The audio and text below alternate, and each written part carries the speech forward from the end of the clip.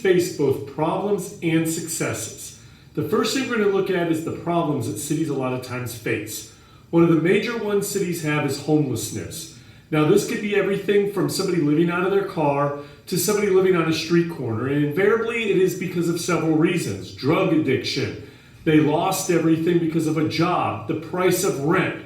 Nevertheless, homelessness is a major problem that cities face. Another problem that is faced in cities is the culture of poverty, the cycle of it. Within the inner city, we have people that are undereducated or don't have jobs that pay very well, and unfortunately their children fall into the same trap. They end up being undereducated because of the schools they go to, which gives them jobs that don't pay very well. This can lead to things like drugs and gangs and crime. So that culture of poverty is another problem that cities face. Income issues is another problem that cities face. Because people are not making very good money, the city can't tax them very well. So that means they don't get a lot of adequate services. The roads aren't repaired properly. The fire service, police service, anything like that could become an issue in those areas due to the lack of income there. And that can lead to urban decay. Traffic, noise, air pollution is all problems that cities can face. Another issue cities face is trash. Where do you take all that rubbish? So sometimes finding landfills to be able to take the incredible amount of garbage that large cities like New York, Chicago, and San Francisco produce, let alone smaller cities produce, can become very difficult.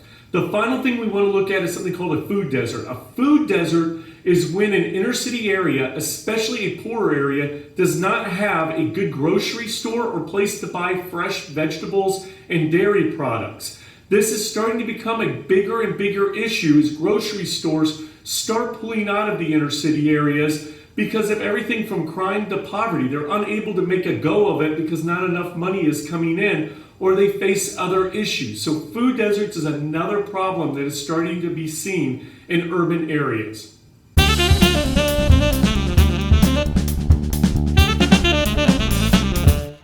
Inner cities see a lot of problems, and some of them are physical. In some cases, we've seen modern day segregation starting in the 60s and 70s when some of these policies were put in place. One of them is called blockbusting. Blockbusting is when realtors would go into usually a white middle class neighborhood and frighten the owners into selling at a cheaper price because minorities were moving in, usually African Americans and Hispanics. As more and more Hispanics and African Americans moved into the neighborhood, the people would become more frightened selling their houses for cheaper and cheaper to these real estate agents. Another thing that could be done is redlining. Redlining is when a bank would come along, or sometimes real estate groups, and they would put a red line around certain neighborhoods and they would not give loans or services like that to those communities. So even if you made the money and you wanted to fix up your house or even sell it, you could not get a loan or any assistance in doing it. And that again contributed to urban decay. Finally, we get something called filtering. Filtering is when larger homes that wealthy families used to live in near the inner city were bought up by people. They would be broken up into units. So instead of one big house, you would then have 4 or 5 apartments put into that one big house. So you're kind of shoving a bunch of families into a small area. And that also can help with urban decay.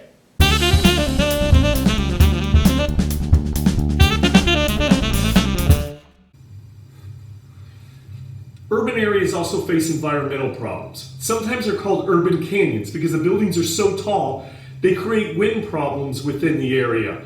They can also block sunlight from ever getting to the ground in some parts of a large city. We also will see a lot of heat problems within a city. Because concrete and brick and cement hold in heat, urban areas can be 5 to 10 degrees warmer than the rural areas not far outside the city. We also have wildlife problems. We get things like giant rats in sewers. We can get snakes in the sewers. Feral dogs and cats can roam around.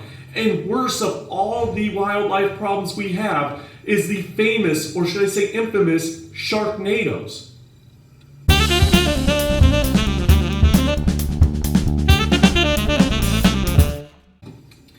So after all of this discussion, urban areas don't sound like that great of a place to live.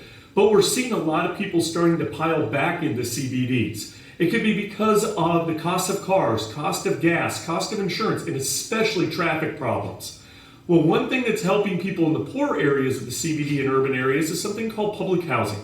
Public housing's been around since the 1960s, and this is where local, state, and federal governments kind of come together and they build apartment complexes that are more affordable for people to live in, helping to reduce homelessness. It gives somebody a safer place to live, a place with an address so they can go find a job, because you have to have an address to have a job. Something else that really helps is something called gentrification. Gentrification is when an area that has been impoverished or run down or abandoned is torn down and or remodeled and fixed up, and higher end businesses and people move in. Apartments can be built there that will bring in higher end people. Restaurants, shops are brought in to fix up and start bringing more tax revenue into that area, to bring a higher quality of resident in that will drop more money in that area. A third thing that can also be done is something called new urbanism. Now, new urbanism isn't necessarily all found in the CBD area. We see it in the suburbs. But it's when we start making walkable neighborhoods. It's when we redo streets so people can walk and bike easier. It's so that people can live near downtown and walk to work or bike to work. It makes it easier for people to move around, and everything's at their fingertips. They're going to live, work, play, shop, all in the same area. So they very rarely have to leave there. So their grocery stores, their clothing stores, their restaurants are all located right there. And they typically live in apartments nearby or even above these shops. And then that way they can walk everywhere.